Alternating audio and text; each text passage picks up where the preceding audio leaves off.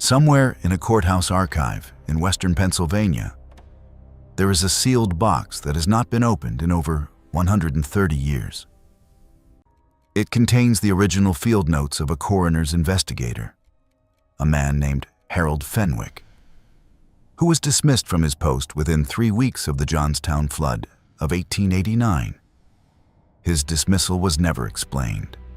His notes were never entered into the public record, and the 17 witnesses he had already interviewed before losing his position were never called to testify before any formal body. Of the 17, 9 died before the end of that same year. Not from the flood. The flood was already over. More than 2,200 people drowned in Johnstown on the afternoon of May 31st, 1889, when a dam owned by one of the most exclusive private clubs in America gave way and sent 20 million tons of water crashing through the Conemaugh Valley. The story you have been told is that it was a terrible accident, the result of negligence, poor engineering, and a season of heavy rains. What the investigation was forbidden to publish is something far more disturbing than an accident. Before we continue with the story of Johnstown and the men who owned the water above it, take a moment to subscribe to this channel if you haven't already, and ring that notification bell so you never miss a story like this one. Drop a comment below and let us know. What state or city are you listening from tonight? We want to know how far this channel reaches. Now, let's go back to Pennsylvania, to the spring of 1889, like to a valley that should never have been filled with that much water in the first place. The truth about Johnstown did not die with the flood. It was buried quietly, methodically, and with the full cooperation of people who had far too much to lose. To understand what happened on that May afternoon, you first have to understand what Johnstown was and what it was not. By 1889, Johnstown was a thriving industrial city of roughly 30,000 souls, built into the narrow floor of the Conemaugh Valley in the mountains of southwestern Pennsylvania. The Allegheny ridges rose steeply on all sides, and 2 rivers, the Little Conemaugh and Stony Creek, converged right at the city's heart before joining the larger Conemaugh River to the west. The geography was intimate and enclosed, the kind of valley that gave a place its character, or its tight community feeling, its sense of being sheltered from the broader world. It also made it a trap. Johnstown had grown up on iron and steel. The Cambria Iron Works dominated the local economy, employing thousands of men who labored in the mills from before dawn to after dark, shaping rails and structural beams that built much of the eastern United States. The workers who filled the city were largely immigrants: Welsh, Irish, German, Hungarian, Czech.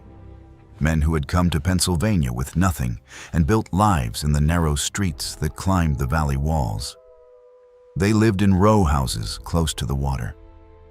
They had little reason to think about water at all, beyond the floods that came in wet springs, the ordinary kind, the kind that sent mud into the first floors of low-lying homes and passed in a day or two. They knew. And in the way that people know things they choose not to dwell on, that there was a dam 14 miles up the mountain. They knew it was old, that it had been repaired more than once, that people sometimes said things about it when the rains were heavy. But Johnstown was a city of practical people, people whose days were consumed by the demands of furnace and forge, of raising children in crowded neighborhoods and stretching modest wages across the week. The dam was a problem for other people to worry about. And there were, in fact, people who worried about it. Engineers who had written letters, inspectors who had filed concerns. Those letters and concerns had all reached the same destination. They had reached the South Fork Fishing and Hunting Club. The South Fork Fishing and Hunting Club was, in the plainest terms, a retreat for the wealthiest men in America. Its membership list reads like a catalog of Gilded Age power. Andrew Carnegie, the steel magnate; Henry Clay Frick, the the coke baron who would become one of the most hated employers in American labor history. Andrew Mellon, the banker whose family would shape Pittsburgh's financial landscape for generations. Robert Pitcairn, the regional superintendent of the Pennsylvania Railroad, and dozens of others, lawyers, judges, railroad executives, investors, whose wealth in aggregate represented a staggering portion of the American economy. The club had purchased the old Western Reservoir and its earthen dam in 1879, intending to refill the lake that had once sat behind it and create a private recreational paradise in the mountains. The lake, which they named South Fork Lake, but which locals called the Club Lake, was stocked with base imported from Lake Erie. There were 16 cottages, a clubhouse, a boat launch. In the summer months, members and their families arrived by private rail car and spent their days fishing, sailing small boats, and dining in a fashion entirely removed from the industrial world that their investments had built. The dam that held all of this, the dam that held the lake, was a deteriorated earthen embankment that had already failed once in 1862 and had been repaired cheaply and, in the judgment of at least 4 different engineers, inadequately. When the club acquired the property, further modifications were made. The discharge pipes were removed and never replaced. The spillway was reduced in size and fitted with a fish screen that regularly clogged with debris, and the central ridge of the dam was lowered by several feet to allow a carriage road to cross it. Each of these modifications reduced the dam's ability to handle large volumes of water. Each of them was documented, at one time or another, by people who understood exactly what they were looking at. And still the water rose every spring. And still the club's members took their private rail cars up the mountain for another season. Among the year-round residents who worked the property, the caretakers, the groundsmen, the men who maintained the cottages through the winter, there was a man named Patrick Rafferty, the head groundskeeper, a stocky Irishman in his late 50s who had worked at the dam since the early years of the club's ownership. Rafferty was not an engineer. He had never attended any technical school, but he had spent more hours looking at that dam than any of the men who owned it. And what he saw in the spring of 1889 made him deeply uneasy in a way that he struggled to articulate to anyone who might have been able to act on it. The spring rains that year had been extraordinary. May 1889 was the wettest month in years across western Pennsylvania.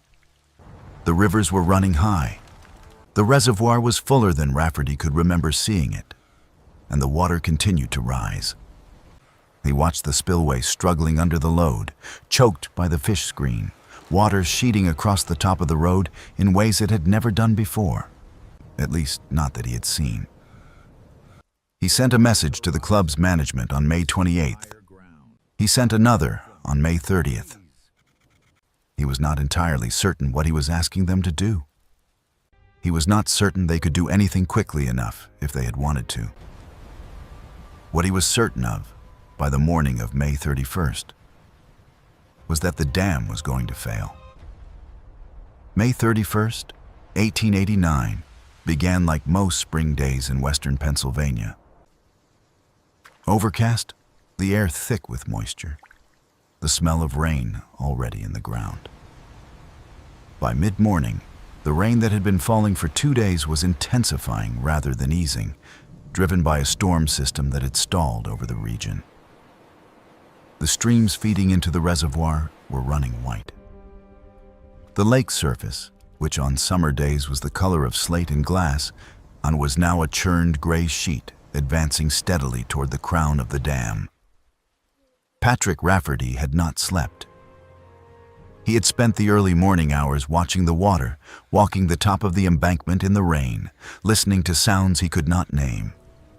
A deep, low trembling in the earth beneath his feet that might have been thunder echoing off the ridgelines, or might have been something else entirely. The fish screen in the spillway was hopelessly clogged.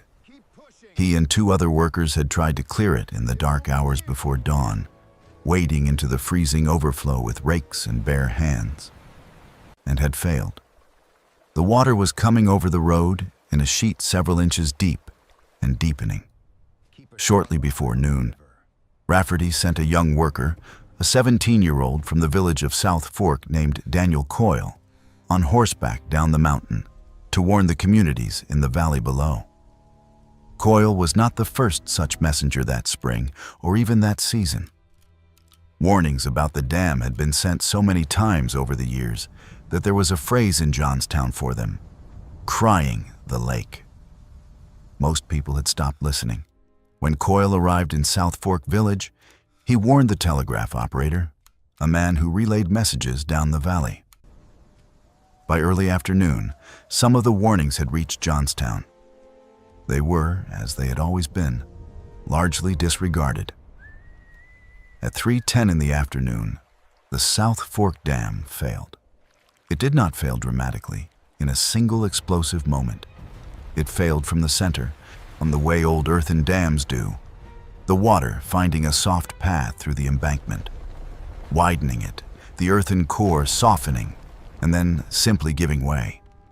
Within 45 minutes, the entire dam had been swept aside, and the lake, a body of water roughly 2 miles long, a mile wide, and in places 60 feet deep, was moving as a single mass down the Conemaugh Valley.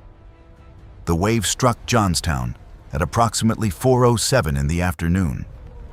It arrived not with the sound of water, but with the sound of the mountain. Survivors described it as a roar that seemed to come from everywhere simultaneously, from the ground and the air at once, a sound unlike anything they had heard. Not thunder, not a train, but something older and more absolute. Those close enough to see it before it struck described a wall of brown and black, moving debris, entire houses, locomotives, freight cars, trees, animals, the compressed material of 14 miles of a populated valley. Moving at speeds survivors estimated at between 30 and 40 miles per hour. The wave struck and destroyed and moved on in a matter of minutes. When it was over, Johnstown was gone. 2,209 people died. Many of them were never found. Many who were found were identified only by fragments of clothing or jewelry. The scale of the loss was so enormous that it overwhelmed the capacity of any organized response for days. And in that interval, in the smoking, debris-choked ruin of what had been a city, people began to emerge from wherever they had survived and to make sense of what had been done to them. The relief efforts that arrived in the days following the disaster were genuine and substantial. The American Red Cross, in only its second major operation, arrived under Clara Barton, who would remain in Johnstown for 5 months. Money and supplies poured in from across the country and from abroad. The outpouring of public sympathy was immediate and enormous. What came more slowly, and what shaped the darker history of what followed, was the question of accountability. In the first weeks after the flood, newspapers across the country ran editorials calling for prosecution of the club's members and management. The Pittsburgh papers were particularly aggressive. The logic seemed straightforward. The club had owned a structurally compromised dam, had been warned about its condition by engineers and by their own employees, had made modifications that reduced its safety, and had failed to take adequate corrective action. 2,200 people were dead. Someone had to answer for it. The legal proceedings that followed were, in the dry language of the courts, inconclusive. The Pennsylvania courts ultimately found that the flood was an act of God, a phrase that was doing very heavy lifting in that particular judgment, given that several of the wealthiest men in America had been managing the structure that failed. Not a single member of the South Fork Fishing and Hunting Club was ever convicted of any crime. Not one paid $1 in court-ordered damages to any victim or family, when the club quietly dissolved in the years following the disaster. Its members dispersed back to their mansions in Pittsburgh and their counting houses in New York, largely untroubled. What they left behind in Johnstown was not merely a ruined city. They left a community that understood, with a clarity that required no legal verdict, exactly what had happened and who was responsible. That understanding settled into the bones of the place, passed from parents to children, shaping the particular quality of mistrust that visitors to Johnstown sometimes noticed in the decades that followed. A reflexive skepticism toward institutions, toward the official version of events, toward the men in Pittsburgh who spoke of the disaster in the past tense long before the people of the valley were finished grieving. And underneath that communal understanding, preserved in the memories of survivors and in documents that never quite made it into the public record, was something that even the most aggressive newspaper coverage had never fully examined. It had to do with the weeks before the flood, with what the club's management had known and when they had known it, and with a series of decisions made in the last days of May 1889 that went far beyond ordinary negligence. The man who came closest to uncovering this was Harold Fenwick. Fenwick was a deputy coroner from Cambria County, a methodical man in his early 40s who had worked as a surveyor before entering county service, and who brought to his coroner's work the same habits of documentation and measurement that had shaped his earlier career. He was not political. He had no particular connection to the labor movement or to the reform causes that were beginning to reshape American civic life in that era. He was simply a man who believed that the dead deserved an accurate accounting. In the weeks after the flood, as the official investigations were being organized and the legal machinery was beginning its slow turn toward exoneration, Fenwick was conducting his own methodical inquiry. His mandate was technically narrow: to document the causes of death for the victims within his county's jurisdiction. But Fenwick was the kind of man who followed threads wherever they led. And the threads he found in those weeks of interviewing survivors and examining the debris fields and reviewing what little documentary evidence had survived the waters, he led him in a direction that the official investigation was carefully avoiding. He began to hear things about the last week of May, about what had been known at the dam, about communications that had been sent, and communications that had not. The official narrative of the South Fork Dam's failure was, at its core, a story of natural catastrophe compounded by engineering negligence. A too heavy rainfall meeting a too old dam. This was accurate as far as it went. The problem, as Fenwick was discovering in the late summer of 1889, was how far it went. Before we go further, because this story is only getting darker, if you haven't subscribed yet, now is the moment. This channel exists to tell the stories that the official record buried, the stories that the people with power preferred you never hear. Subscribe. Leave us a comment with your theories about what the South Fork Club really knew. And let's keep going into the valley together. To understand what Fenwick was doing and why it threatened the men it threatened, you have to understand something about the nature of the official investigation that was running in parallel with his own. The Pennsylvania legislature convened a joint committee to investigate the causes of the flood, beginning in July of 1889. The committee included several men with connections to the Pittsburgh financial world, one of whom had business dealings with Robert Pitcairn of the Pennsylvania Railroad, himself a club member.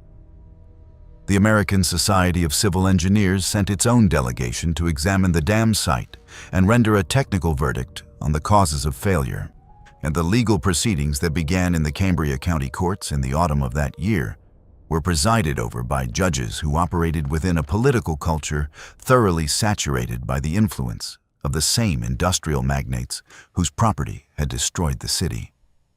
None of this necessarily means that any specific act of corruption occurred. Institutions can fail through the accumulation of ordinary deference, through the habitual instinct of officials to interpret ambiguity in favor of the powerful, through the reasonable reluctance of men of middling station to make powerful enemies when the outcome of their actions, the legal outcome, the official outcome, is likely to be the same. Regardless, the courts would almost certainly have reached the same conclusions, even if every man on every committee had been a model of disinterested public service. The law of 1889 Pennsylvania, as it applied to questions of property liability and natural disaster, was simply not equipped to hold wealthy men accountable for the structural choices they made on private land, even when those choices killed thousands. But Fenwick was not working within those institutional constraints. He was working outside them, and outside them, in the fall of 1889, a different picture was taking shape.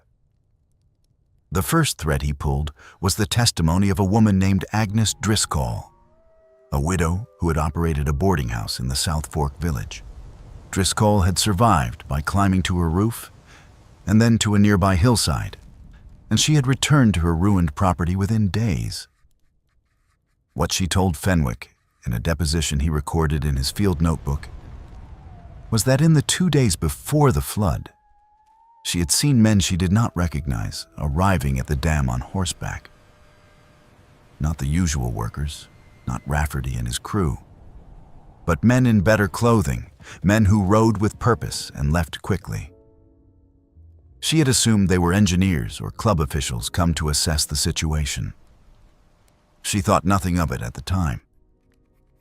Fenwick noted this and moved on. But over the following 2 weeks, he heard variations of the same account from 3 other residents of the South Fork area.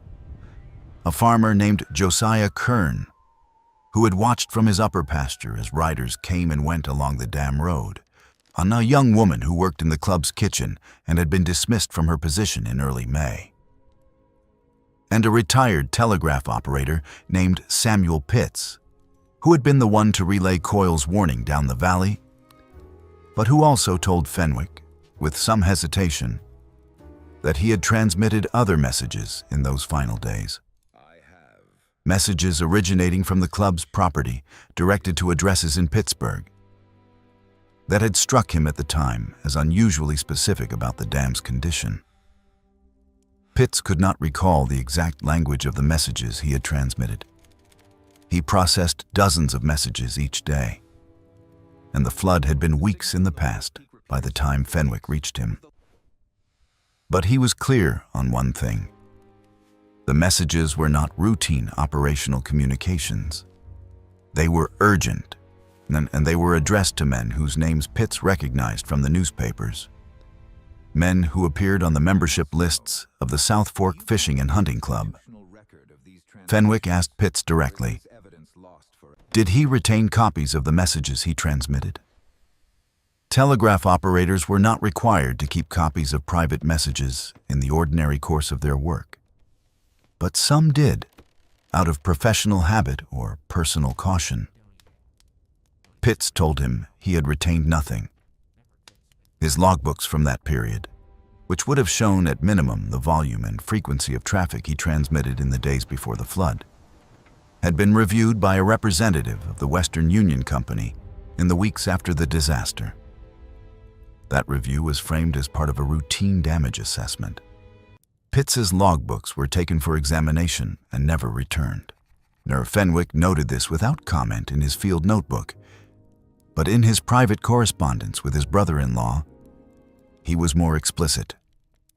The telegraph records, he wrote in September of 1889, appeared to have been made unavailable at the same time as they would have become most relevant. This was one of the moments in Fenwick's investigation where the individual threads, each explicable on its own, began to form something that felt less like coincidence and more like architecture. He pressed further in other directions. He located a carpenter named Thomas Geary, who had done repair work on the club's cottages in April, and who mentioned, in an offhand way, that 2 of the cottages had been cleared of valuables in the 3rd week of May. Furniture moved to storage, decorative items packed and removed, which Geary assumed was an early seasonal closing. Fenwick noted that this was 3 weeks earlier than the club's usual end-of-season date. He found a stable hand named Carol, first name not preserved in any surviving record, who had worked for one of the club's permanent staff and who told him that, in the week before the flood, several of the horses that usually wintered at the club's stable had been moved down to South Fork Village, ostensibly for shoeing. But the stable hand thought it unusual because the horses had just been shod 2 weeks prior.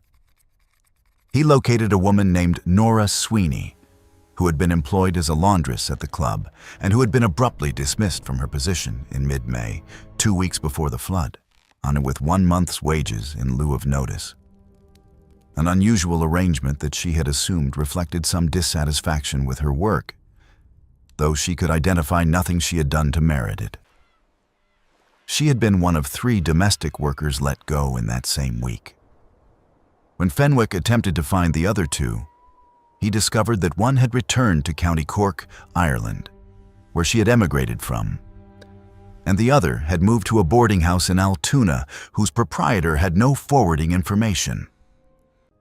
He also, in the course of his work, found something he had not been looking for: the personal journal of a 12-year-old girl named Clara Nunnally, who had survived the flood by clinging to a floating section of roof and who had been staying with relatives in South Fork Village at the time of the disaster.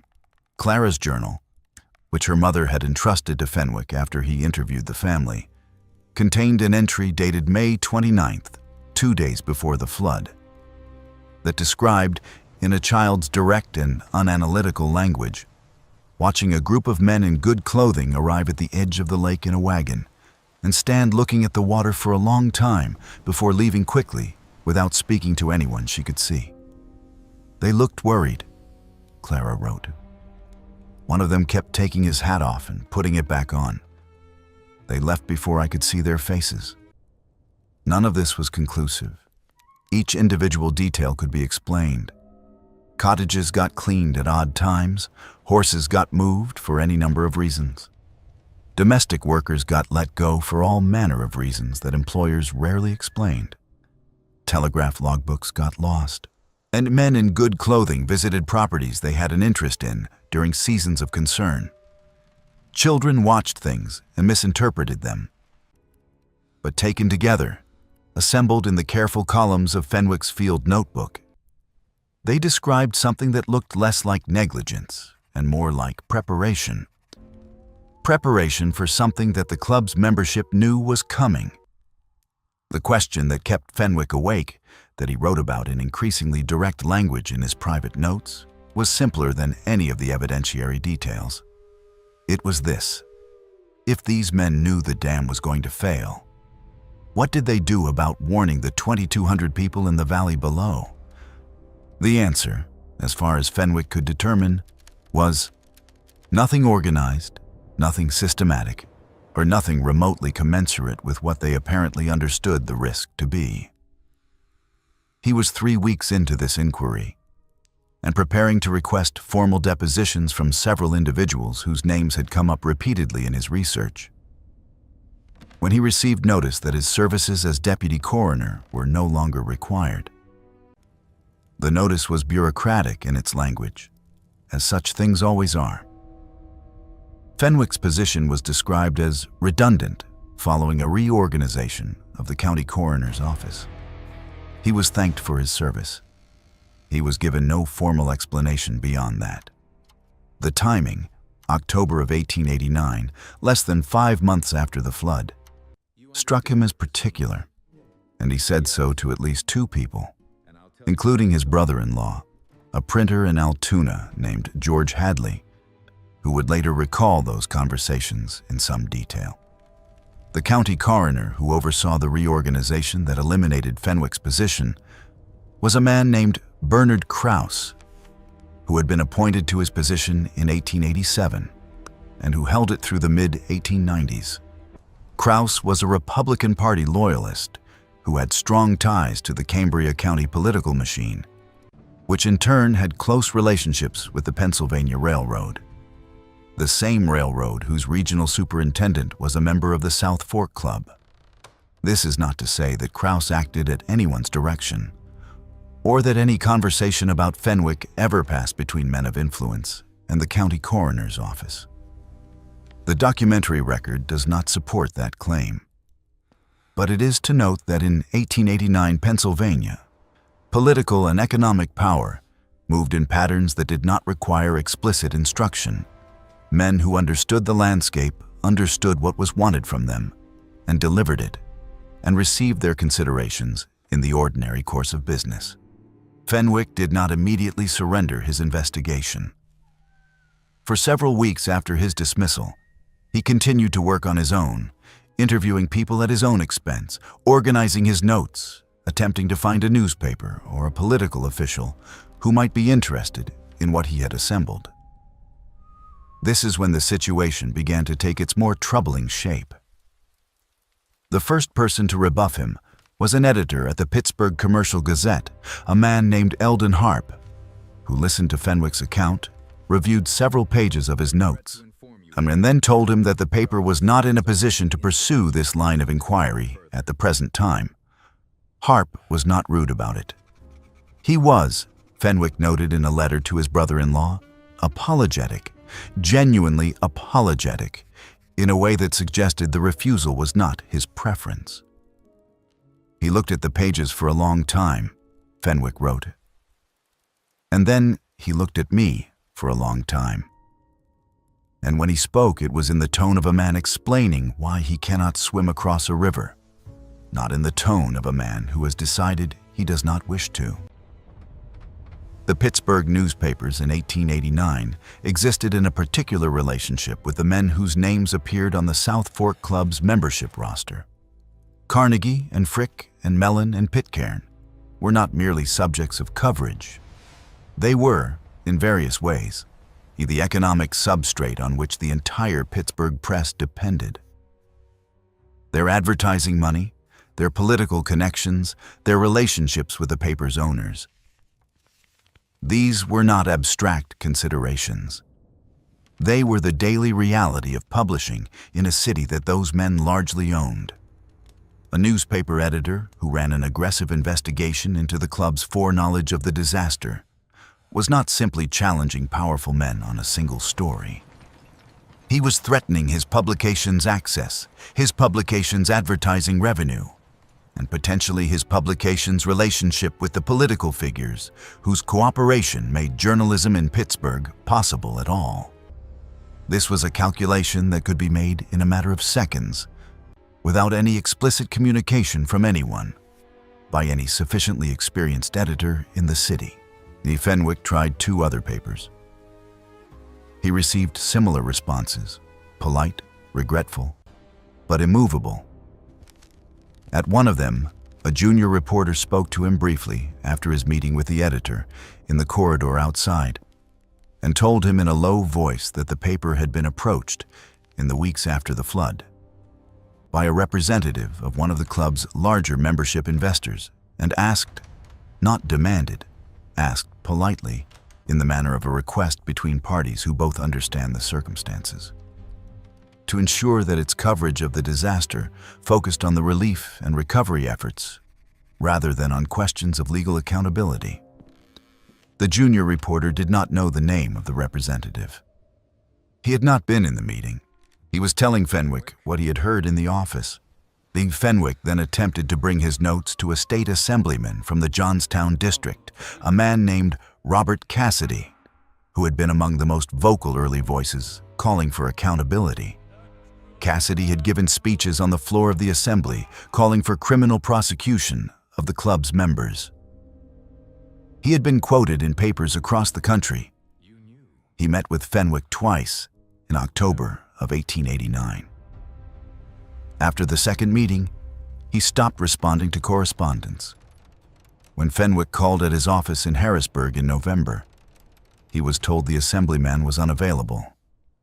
A clerk, speaking quietly in the manner of a man exceeding his instructions, told Fenwick that Assemblyman Cassidy had received a visit from certain interests and that his position had become more nuanced. Robert Cassidy was re-elected in 1890, but he did not make another public speech about the Johnstown flood. In December of 1889, the telegraph operator Samuel Pitts, one of Fenwick's most significant sources, died of a stroke. He was 51 years old and had been in apparently good health the previous autumn. The farmer Josiah Kern had moved by the end of the year, his farm sold, his whereabouts unknown to those who had known him in the South Fork area. Agnes Driscoll, the boarding house operator, had left Johnstown for relatives in Ohio. The laundress Nora Sweeney had by that time already returned to Ireland. Her brother-in-law's letter to her Johnstown address returned unopened. Fenwick was not a man given to melodrama. His private correspondence, which his family preserved in a small collection that eventually found its way into a Pennsylvania historical society. He is notable for its measured quality, its resistance to the sensational. He was trained as a surveyor, a man who dealt in measurements, in fixed points, in the careful establishment of where things were relative to one another. He brought that temperament to his grief and his frustration. And the result is correspondence that is, even now, more affecting for its restraint than any more demonstrative account would be. But in a letter dated January 1890, writing to his brother-in-law in Altoona, he expressed something that reads differently from the careful documentation of his field notes. "I do not know," he wrote, "if I am being made to feel foolish by coincidence alone, or if coincidence has had some assistance. What I am certain of is that the men who own that dam have a great deal of money and a great many friends, and that I have neither. And that this is not a situation in which those facts can be ignored for long. I think of the 17 people I spoke with in the autumn, and I count the ones I can no longer reach, and I keep arriving at the same number. And I do not know what to make of it. I do not know that there is anything sinister in it. I know only that I keep arriving at that number." By the spring of 1890, Harold Fenwick had gone quiet. He returned to survey work. He moved his family to a house in the southern part of Cambria County, away from Johnstown. His field notes from the flood investigation, the 17 depositions, the observation logs, the columns of compiled testimony, disappeared from the public record. His brother-in-law later said he had given them to Fenwick to keep for him, but that Fenwick had eventually said they were lost in a move. There is one other piece to this. In March of 1890, a fire destroyed a portion of the South Fork Village building that had housed the telegraph office. A building that also contained, in a back room used for storage, boxes of old equipment and office materials from the operations of the previous years. The fire was attributed to a stove that had been left burning. No one was injured. The building was rebuilt within the year. Among the materials destroyed, according to a brief note in a local newspaper's coverage of the incident, were various papers and records of the telegraph station. What exactly Harold Fenwick knew and what had been done to prevent that knowledge from reaching the public is a question that the surviving documents can only suggest and never answer completely. But the shape of what he found, reconstructed from his private correspondence, from his brother-in-law's later recollections, from the fragments of testimony that have surfaced in various historical collections over the decades, points toward a conclusion that the courts of Pennsylvania never reached, and that no official investigation ever examined. And that conclusion begins with a set of decisions made in the final days of May 1889, at a private club on a mountain, by men who understood exactly what they were holding above a valley full of people. If this story's already giving you chills, share this video with someone who loves dark American history. Hit that like button to help us keep telling these stories, and subscribe to Liturgy of Fear so you don't miss what happens next in Johnstown. Because what the investigation was forbidden to publish goes deeper than any of us expected. The South Fork Fishing and Hunting Club held its last full meeting of the spring season on May 26, 1889. This is a matter of established historical record. Several members' diaries confirm it, and the club's own limited surviving documentation references it. What has received less examination is what was discussed at that meeting and what decisions were made in its aftermath. To reconstruct this requires moving carefully between documented facts and the testimony Fenwick collected. Testimony that was never formalized, never entered into any legal proceeding, and that must therefore be treated with appropriate care. But the pieces, arranged in sequence, form a coherent and deeply disturbing picture. By May 26th, the lake behind the South Fork Dam was at its highest recorded level. The rainfall that month had been extraordinary, approximately 6 inches in the first 3 weeks of May alone, with more coming. The club's management, including its president and several of its more technically minded members, had received assessments of the dam's condition from at least 2 people with engineering backgrounds, and those assessments were not encouraging. To understand the weight of those assessments, you have to understand what the club's modifications had done to the dam's safety margins. When the Commonwealth of Pennsylvania had built the original dam in the 1840s as part of a state canal system, it had included a system of iron discharge pipes running through the base of the embankment, and these pipes served a critical function. They allowed the reservoir's water level to be controlled, raised, and lowered as needed, rather than relying entirely on the spillway to handle excess water. If the pipes were open during periods of heavy rainfall, the lake's level could be maintained below dangerous thresholds, regardless of what the weather was doing. When the club acquired the property in 1879 and set about refilling the lake for recreational use, the discharge pipes were in poor condition. Repairing or replacing them would have been costly and would have required engineering work that the club's management preferred to defer. The pipes were removed. The openings in the embankment were filled. No replacement discharge system was ever installed. This single decision, made years before the flood, for reasons of economy and convenience, meant that by May of 1889, the only way to reduce the water level in the lake was through the spillway.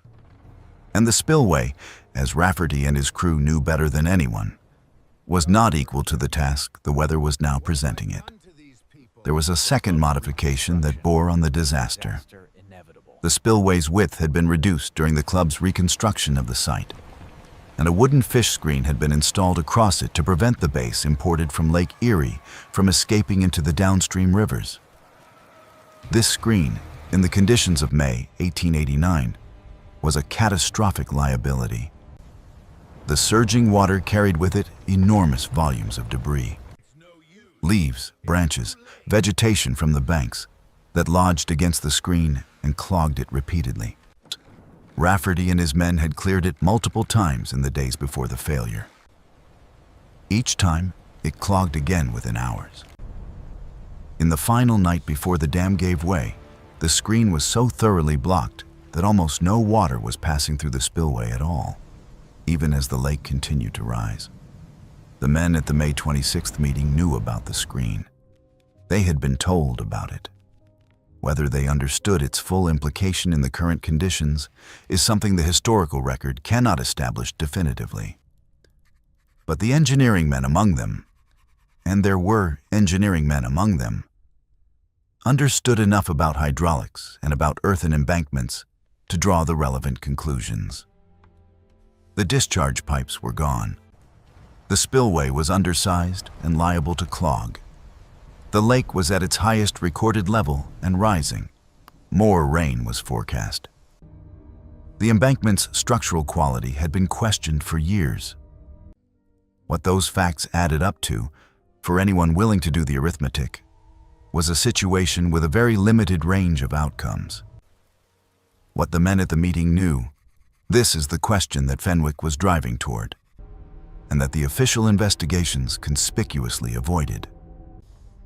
Because the answer to that question determined everything that followed.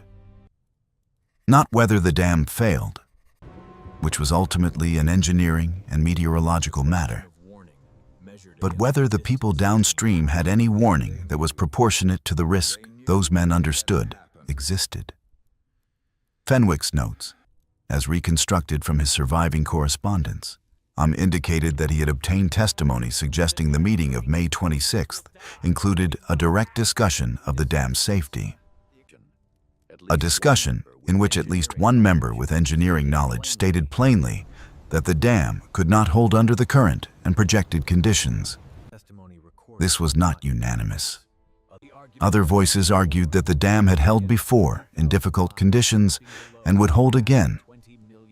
There was discussion of dispatching workers to attempt emergency repairs on the spillway, clearing the fish screen, reinforcing the road across the embankment's crown. There was discussion of what could be done. The carpenter Thomas Geary, whose testimony about the cottage valuables Fenwick had recorded, also mentioned something else, something he had considered unrelated at the time, and mentioned only as an afterthought.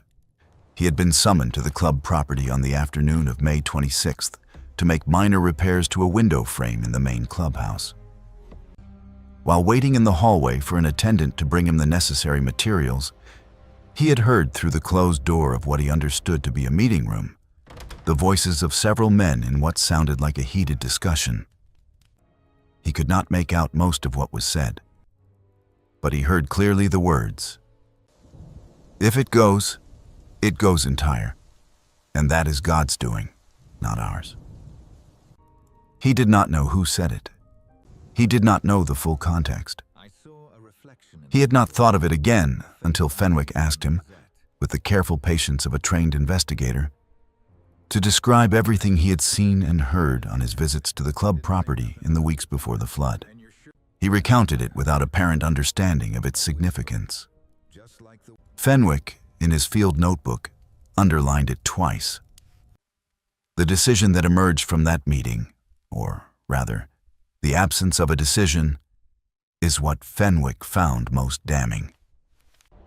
No organized warning was sent to the communities below. No request was made to the county or state authorities to evacuate the valley. No systematic effort was made to alert Johnstown or the other towns in the Conemaugh watershed that the people who owned the reservoir had reason to believe it represented an imminent mortal threat. The one action that was taken, sending workers to clear the spillway screen and attempt to stabilize the road, was taken too late and was, as Rafferty's own desperate assessment had indicated, insufficient for the scale of the problem. That it was the action of men who hoped, against the math, that the situation might still resolve itself without catastrophe. Instead, a small number of private arrangements were made. Valuables from the cottages, as the carpenter Geary had noted. Horses moved, as the stable hand Carroll observed.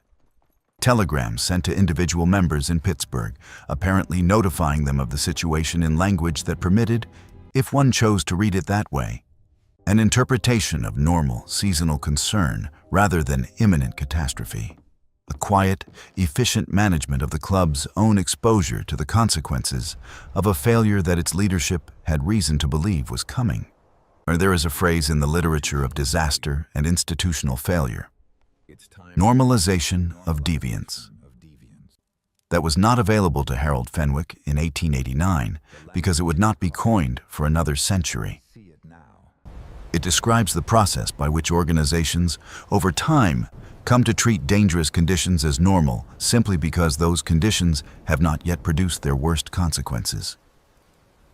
Every season that the South Fork Dam held, despite its compromised spillway and its missing discharge pipes and its reduced embankment crown, was a season that made the next season's decision to do nothing slightly easier. The men who owned the club had been making these decisions for a decade. The dam had held for a decade.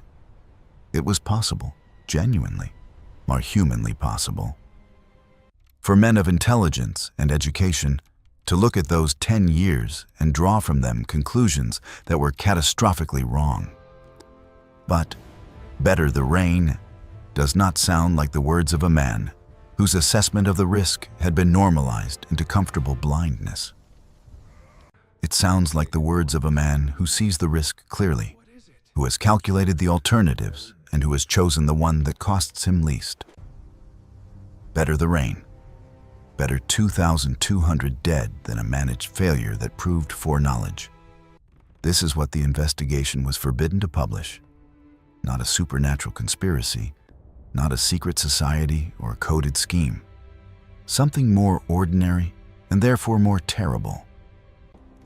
The logic of men who had too much to lose, who understood the situation clearly, and who chose the option that best protected their position, and who were then protected by law and by money and by the careful management of public memory from any accounting for that choice. The legal proceedings that followed have already been described. The courts finding for God and against the survivors, the members dispersing to their comfortable lives, the charitable donations that close the moral account without opening the legal one. But there is one more element of the aftermath that the official narrative has never fully examined. In the years following the disaster, the South Fork Valley above what had been the dam site was quietly purchased.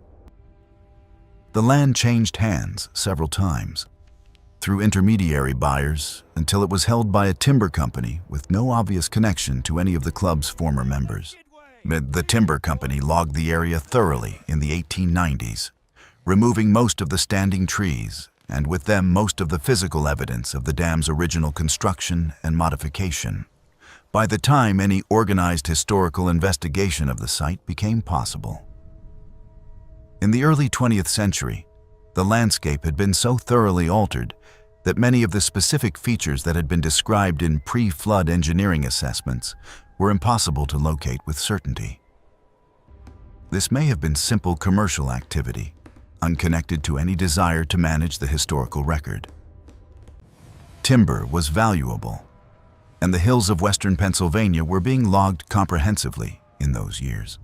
It may be coincidence that the one area of particular relevance to the history of one of America's worst industrial disasters was also the area that was most thoroughly stripped of its physical evidence in the decade following that disaster.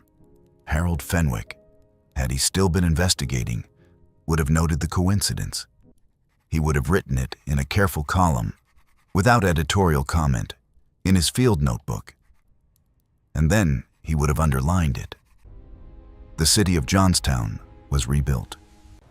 It took years, and it was never quite the same city that had existed before May 31st, 1889. The Cambria Ironworks reopened. New houses went up on the valley floor. People came back, and people stayed, and the city continued, as cities do, carrying their losses in their architecture and in the particular silences that certain subjects produce in certain rooms. For many of the survivors, the years after the flood were shaped by a peculiar combination of gratitude and fury that never entirely resolved into either. They were grateful to be alive, grateful for the outpouring of relief that came from across the country and from as far as Europe. Grateful for Clara Barton and her nurses, and for the thousands of strangers who sent money and food and clothing. And they were furious, a fury that had nowhere to go, because the courts had spoken and the law had spoken, and the men who were responsible had been found, in the eyes of the legal system, to be responsible for nothing. This fury expressed itself in the ways that grief without legal outlet tends to express itself.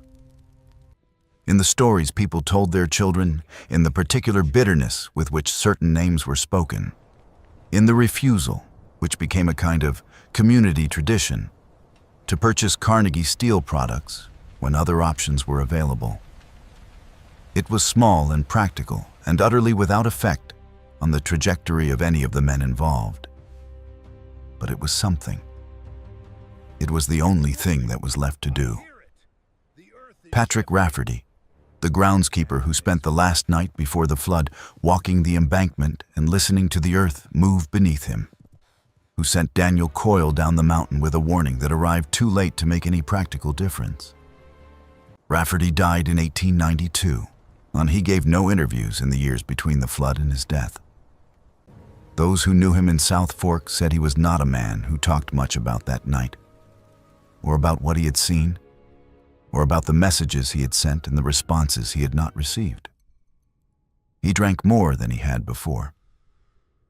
He went to Mass every morning, which he had not always done. These are the accommodations that men make with the things they carry.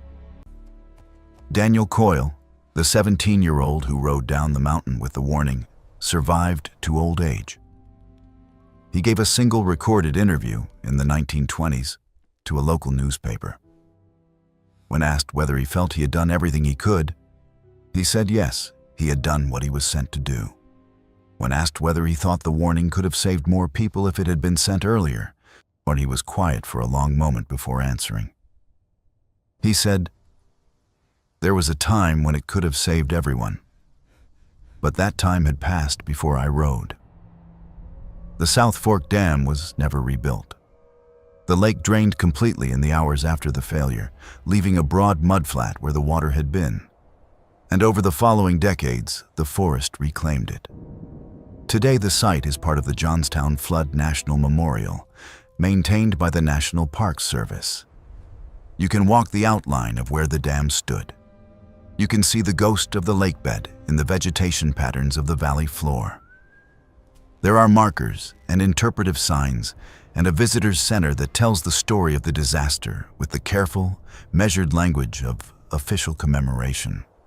It is a quiet place, the kind of place that does not announce what happened there, and the memorial does not include a marker for Harold Fenwick.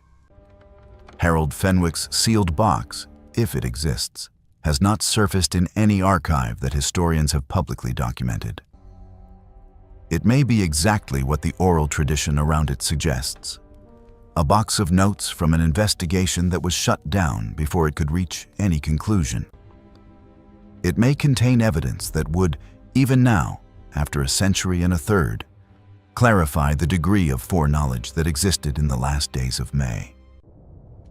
It may contain nothing more than the documentary detritus of an inquiry that ran out of time and authority before it could assemble its case. Or it may simply be a story. The kind of story that communities tell themselves about their wounds, that gives shape and agency to catastrophe, that replaces the unbearable arbitrariness of disaster with the more bearable, but if more enraging, narrative of human choice and human betrayal. But here is what is not a story. The South Fork Dam was structurally compromised, and the men who owned it knew it. Engineering opinions to this effect were delivered and documented. The modifications made to the dam after the club acquired it reduced its safety margins in ways that experts warned about at the time. In the final days before the failure, the club staff on site clearly understood that a catastrophic failure was likely. And the communications sent in those days clearly reached club leadership in Pittsburgh. And yet, no organized warning, nothing proportionate to the scale of the risk, was sent to the people in the valley below. Whether this represents criminal negligence, conscious decision-making, or some more complicated mixture of denial and self-interest, and the particular moral failure of people who have spent their lives being insulated from the consequences of their choices. That question was never formally adjudicated, and now never will be. What was adjudicated in the slow court of public memory is something different. The names of the South Fork Fishing and Hunting Club's members remained associated with the flood for the rest of their lives. Carnegie's philanthropies, the libraries, the concert halls, the endowments, were sometimes received with gratitude, and sometimes with a coolness that had to do with what people remembered. Carnegie himself acknowledged the flood only obliquely in his autobiography, written near the end of his life. He did not describe the May 26th meeting. He did not discuss the engineering assessments his club had received.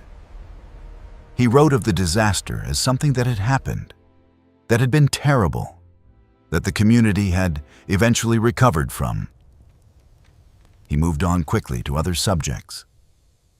Frick, who was confrontational by nature and made no apologies for anything, survived being shot by an anarchist in 1892 and died in 1919. Having spent the intervening decades accumulating one of the great art collections in American history, now housed in the museum in New York that bears his name. The Frick collection is one of the finest small museums in the world. His connection to Johnstown is not among the first things visitors are told. Mellon rose to become Secretary of the Treasury under 3 presidents. Pitcairn retired in comfort.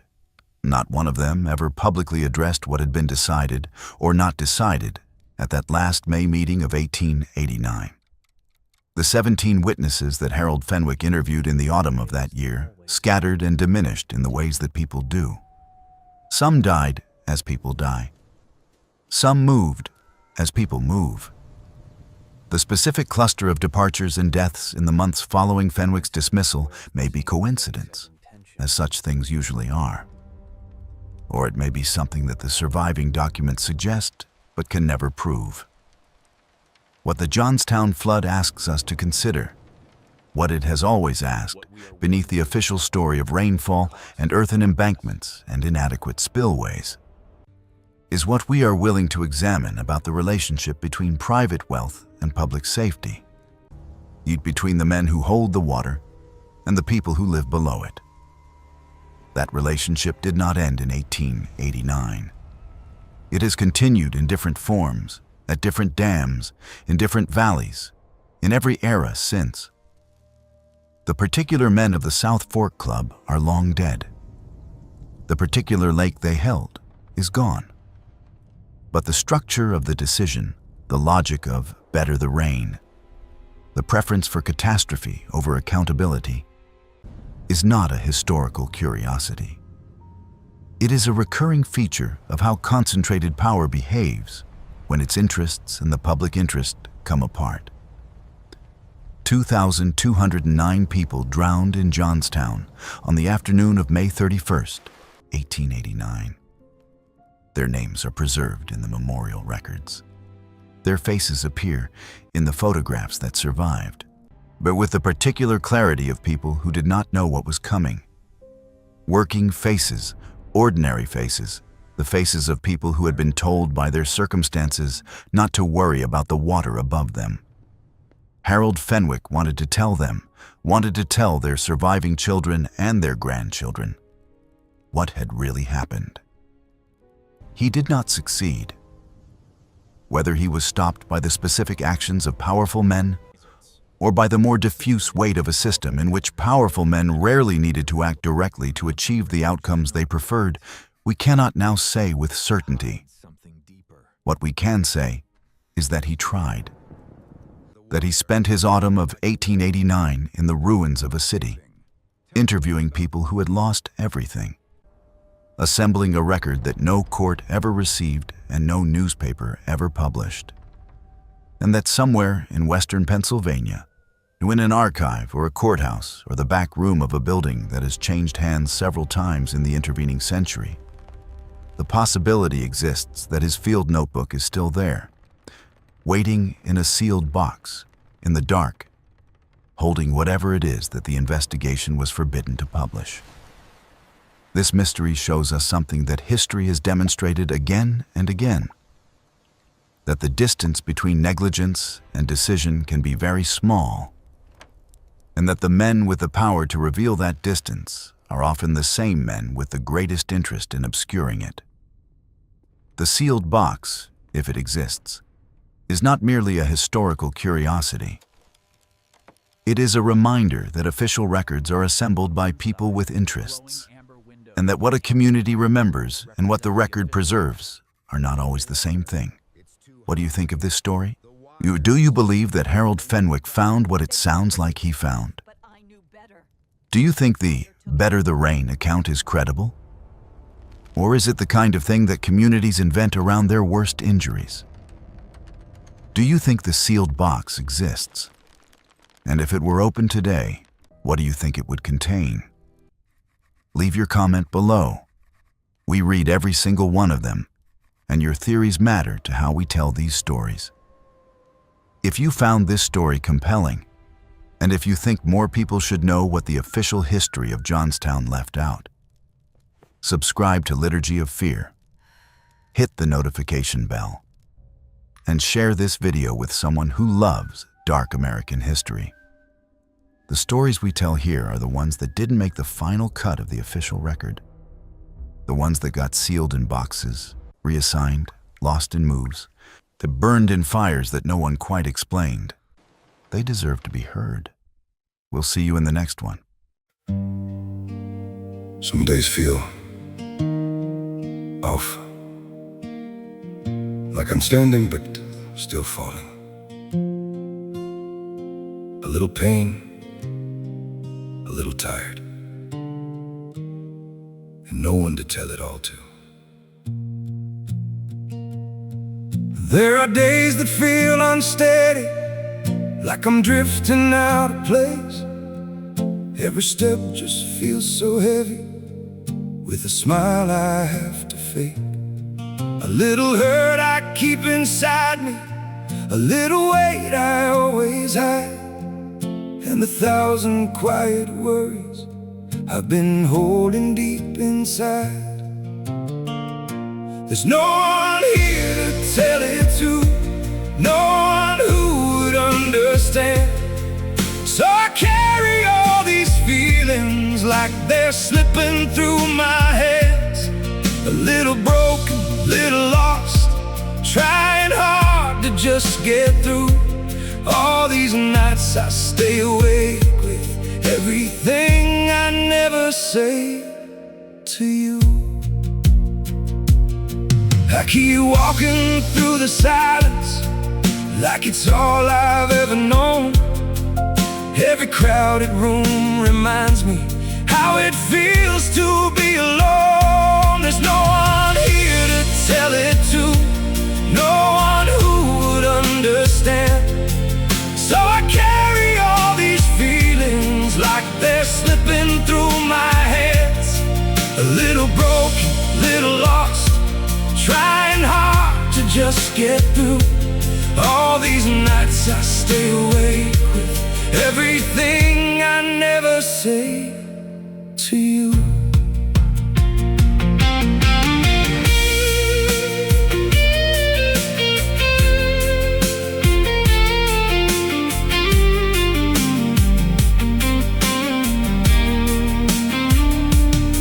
Maybe one day I'll be stronger, maybe I'll learn how to speak, but for now I keep it buried in the parts of me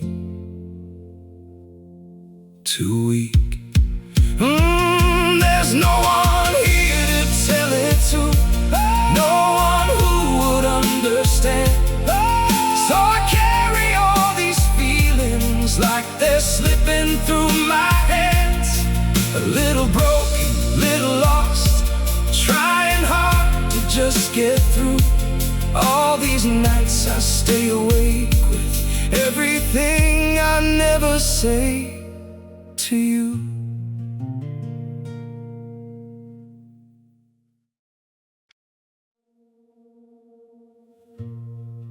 Don't pity me. My heart doesn't need your mercy. I can still stand on my own.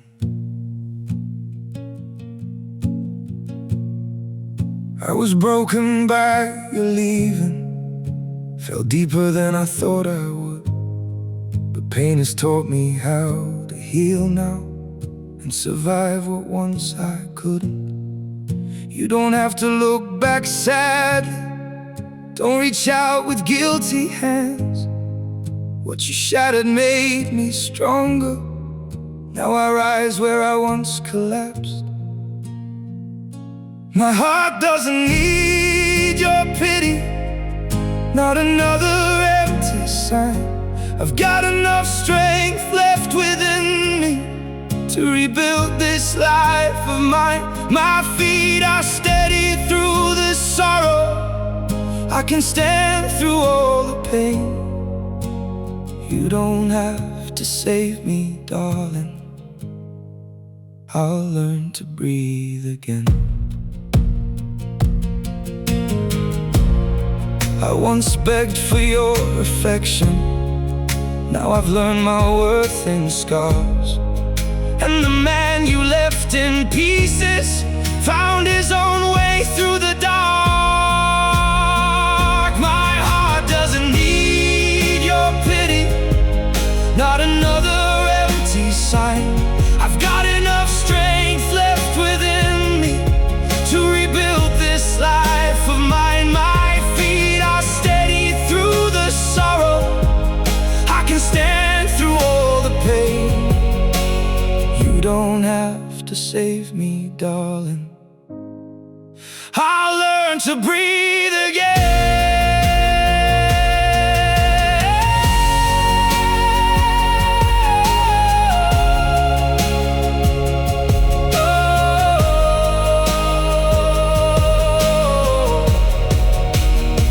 So keep your sympathy behind you. I don't need what's left undone. Sometimes losing who once broke you is how healing has begun. My heart doesn't need your pity, not another empty sign. I've got enough strength left within me to rebuild this life of mine. My feet are steady through